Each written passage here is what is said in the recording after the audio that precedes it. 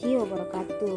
Baik, saya atas nama Mila Mawardah H, akuntansi C, stambuk 10573111019, Fakultas Ekonomi dan Bisnis, Universitas Muhammadiyah Makassar. Baik, saya akan menjelaskan materi yaitu pengendalian internal atau internal control.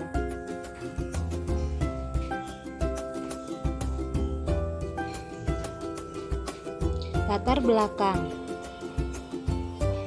Pada umumnya, setiap perusahaan dalam menjalankan fungsi-fungsi yang terdapat dalam perusahaan memerlukan pengawasan dan pengendalian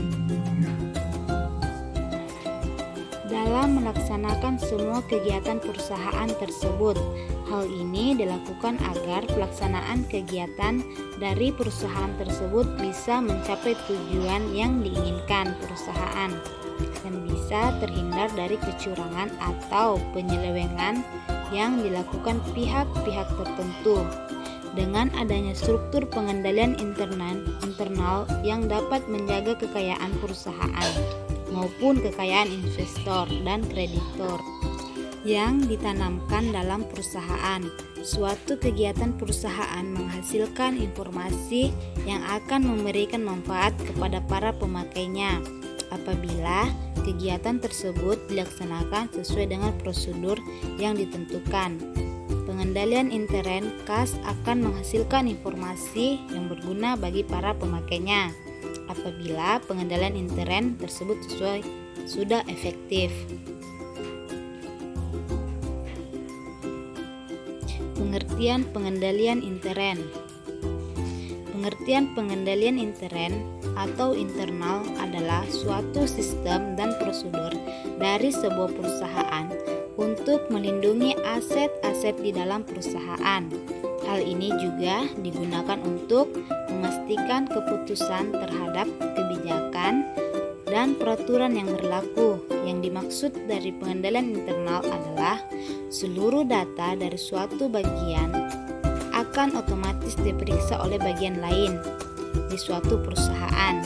Dan teori akuntansi, pengendalian internal merupakan suatu proses yang dipengaruhi oleh sumber daya manusia dan teknologi informasi yang dirancang untuk membantu semua organisasi atau perusahaan untuk mencapai tujuan masing-masing. Pengendalian internal ini sebuah cara untuk mengawasi, mengarahkan, dan mengukur sumber daya manusia dalam suatu organisasi atau perusahaan. Selanjutnya yaitu pengendalian internal sebelumnya sudah pernah dibahas oleh para ahli. Berikut adalah beberapa pengertian pengendalian internal. Yang pertama yaitu menurut Horner Grant 2009.2390. Pengendalian internal adalah sebuah rencana dan tindakan dalam organisasional yang dirancang untuk mengamankan aktiva, mendorong karyawan agar mengikuti kebijakan perusahaan, memastikan catatan akuntansi yang tepat, dan meningkatkan efisiensi operasional. Selanjutnya yaitu menurut Harry 2016.2159. Pengendalian internal adalah sebuah kesatuan perangkat kebijakan dan prosedur yang dibuat untuk melindungi aset atau kekayaan perusahaan dan penyalahgunaan, menjamin informasi akuntansi yang akurat, serta untuk memastikan bahwa semua peraturan dan undang-undang dan kebijakan manajemen yang telah dipatuhi seluruh karyawan. Selanjutnya yaitu menurut Dasarat H. V. Rama Friendlich L. Jonas 2008.2132.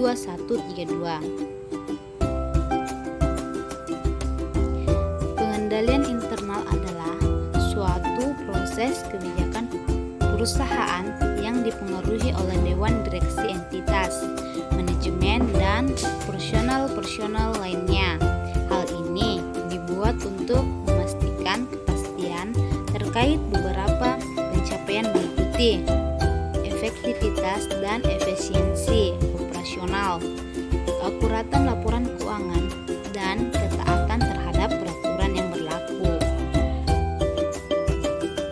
Selanjutnya yaitu menurut Mulyadi 2013.2163. Pengendalian internal adalah struktur organisasi, metode, dan ukuran-ukuran yang telah dikoordinasikan untuk menjaga kekayaan sebuah perusahaan yang ditugaskan meliputi pengecekan ketetapan laporan keuangan, mendorong efisiensi operasional, dan mendorong karyawan untuk mematuhi kebijakan manajemen yang ada. Selanjutnya yaitu hubungan antara pengendalian internal dan ruang lingkup. Struktur pengendalian internal adalah kebijakan dan prosedur yang ditetapkan untuk memperoleh kekayaan atau keyakinan yang memadai bahwa tujuan suatu usaha yang spesifik akan dapat dicapai jika struktur pengendalian internal suatu usaha lemah, maka kemungkinan terjadinya kesalahan, ketidakakuratan, ataupun kecurangan dalam perusahaan sangat besar bagi akuntan publik. Hal tersebut menimbulkan risiko yang besar, dalam arti risiko untuk memberikan opini yang tidak sesuai dengan kenyataan jika auditor kurang hati-hati dalam melakukan pemeriksaan dan tidak cukup banyak pengumpulan bukti-bukti yang mendukung pendapatan yang diberikan. Selanjutnya yaitu hubungan antara penentuan risiko dan materialitas. Jika auditor mempertahankan risiko audit konstan dan tingkat materialitas dikurangi, auditor harus menambah jumlah bukti audit yang dikumpulkan. Jika auditor mempertahankan materialitas konstan dan mengarungi jumlah bukti audit yang dikumpulkan, risiko audit menjadi meningkat. Jika auditor menginginkan untuk mengurangi risiko audit, auditor dapat menempuh salah satu dari cara berikut: menambah tingkat materialitas, sementara itu mempertahankan jumlah bukti audit yang dikumpulkan. Maka menambah jumlah bukti audit yang dikumpulkan, sementara itu tingkat materialitas tetap dipertahankan. Menambah sedikit jumlah bukti audit yang dikumpulkan dan tingkat materialitas. Selanjutnya itu bagaimana melakukan penambahan dan evaluasi atas pengendalian.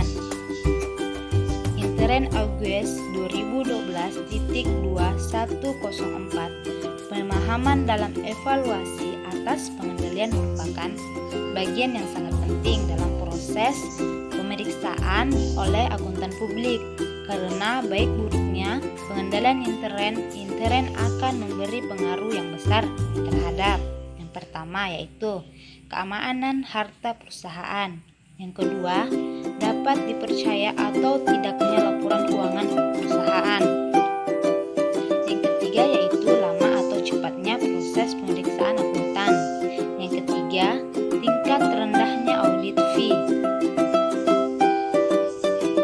Selanjutnya yaitu jenis opini yang akan diberikan akuntan publik. Ada 3 cara yang bisa digunakan akuntan publik, yaitu internal control questionnaires dan MBA Intel 2002 ketik 2 244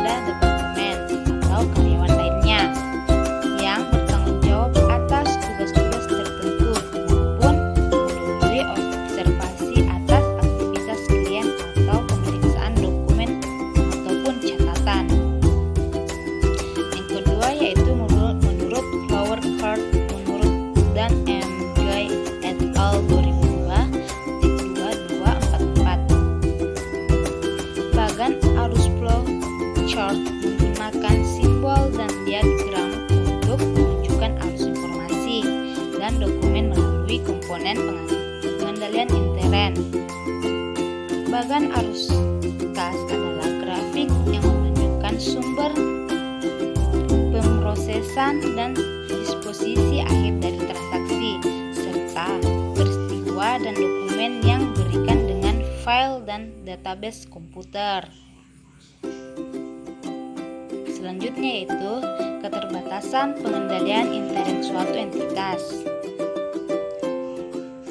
Terlepas dari bagaimana bagusnya desain dan operasionalnya, pengendalian intern hanya dapat memberikan keyakinan memadai bagi manajemen dan dewan komisaris berkaitan dengan pencapaian tujuan pengendalian intern entitas.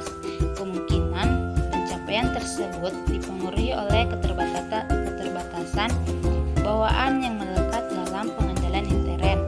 Hal ini mencakup kenyataan bahwa pertimbangan manusia dalam pengambilan keputusan dapat salah dan bahwa pengendalian intern dapat rusak karena kegagalannya. Sifat sederhana di samping itu, pengendalian dapat tidak efektif karena adanya kolusi di antara dua orang atau lebih, atau manajemen mengesampingkan pengendalian intern. Faktor lainnya yang membatasi pengendalian intern adalah biaya pengendalian intern. Entitas tidak boleh melebihi manfaat yang diharapkan dari pengendalian tersebut. Meskipun hubungan manfaat biaya merupakan cerita utama yang harus dipertimbangkan dalam pendesainan pengendalian intern, pengukuran secara tepat biaya dan manfaat umumnya tidak mungkin dilakukan. Itulah materi yang saya paparkan, kurang lebihnya mohon dimaafkan. Assalamualaikum warahmatullahi wabarakatuh.